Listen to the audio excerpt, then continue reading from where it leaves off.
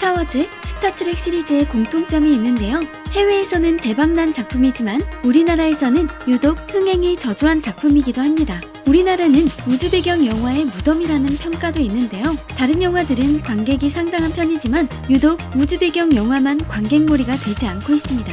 하지만 인터스텔라, 마션, 그래비티는 국내에서도 크게 흥행했습니다. 이런 이유로 단순히 우주 배경 영화였기 때문에 흥행에 실패한 게 아니라는 얘기도 나옵니다. 우주 배경 영화 중에 스페이스 오페라는 장르가 있습니다. 스페이스 오페라는 서부 활극의 배경을 우주로 옮긴 걸 말하는데요. 소위 우주전쟁이나 외계 침략 등의 소재를 말합니다. 이런 우주 활극, 즉 스페이스 오페라가 할리우드 영화 산업에서 상당한 관객몰이를 하고 있는 반면 우리나라는 스페이스 오페라에 대한 관심도가 상당히 떨어집니다.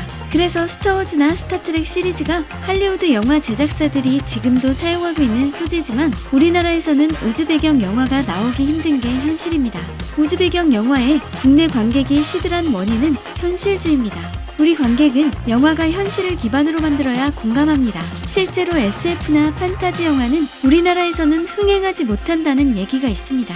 우리나라에서 수많은 SF나 판타지 영화가 개봉됐지만 관객몰이를 하지 못하고 극장에서 문을 닫는 경우가 다반사였습니다. 이런 이유로 투자자들 사이에서 우주 배경 영화나 SF는 손사래를 친다는 말이 나올 정도였습니다. 그래서 영화 스토리 상당수가 현실에서 실제 일어났던 일을 바탕으로 하고 있습니다. 우주 배경은 아직도 우리에게는 저 멀리 있는 막연한 미지의 세계와 같았습니다. 그래서 스타워즈나 스타트랙 등을 관람했던 관객들은 그저 신기하다는 정도였지 그 스토리 등에 대해 별다른 공감을 하지 않았습니다. 그나마 인터스텔라의 경우 우주를 배경으로 하고 있지만 구성애를 강조했기 때문에 크게 공감했고, 마션이나 그래비티는 우주 조난 상황 속에서 지구로의 귀환이 주요 스토리였기 때문에 우리나라 관객이 크게 공감할 수 있었습니다. 즉, 비록 우주를 배경으로 하고 있지만 구성애 등 가족애 혹은 인류애 등을 묘사했기 때문에 그나마 흥행할 수 있었던 거죠.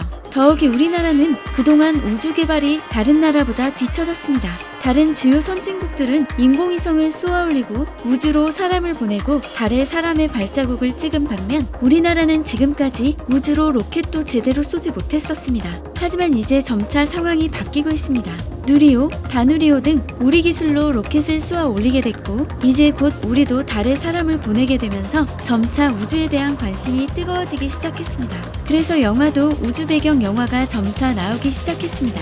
우주 배경 영화 시초는 영화 승리호입니다. 승리호는 우주를 배경으로 한 한국 최초의 영화라는 평가를 받으면서 그에 걸맞는 의미를 갖고 있습니다.